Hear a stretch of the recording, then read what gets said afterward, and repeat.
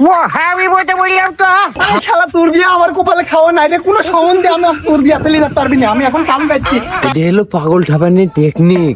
আমাক বাঁচাইলে তুমি। আমি যে মলাম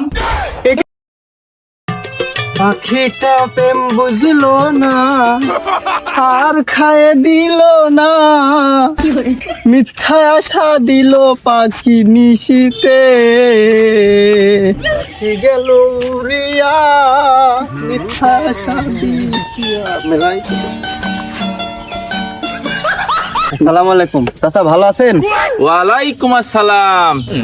ভাইস্তি, তোমার বলে দিনকাল খুব খারাপ যাচ্ছে, কি ব্যাপার? খবর সবর কি তোমার? হ্যাঁ চাচা, আমি ঠেক অত কিছু না, আমি একটা চা আর একটা কেক খাওয়ালে হচ্ছে, ঠেক আমি অত কিছু খাবো না, আপনি যে খাওয়া চাইছেন আমি এতে খুশি। বন্যু কি আর শুনলো কি?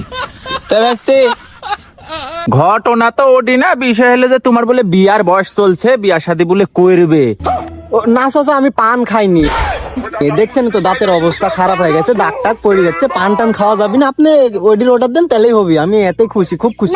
ধুর বাপু, প্রতিদিন যে আসো তোমরা পাগল ছাগল, মানে কোথার লাইন ঘাট কিছু বুঝো না, এই খাবো খালি খাই খাইয়ের পরে থাকো। ভাইস্তি তুমি বলো তো, তুমি বলো, মুন্ডাই খারাপ করে দেয়।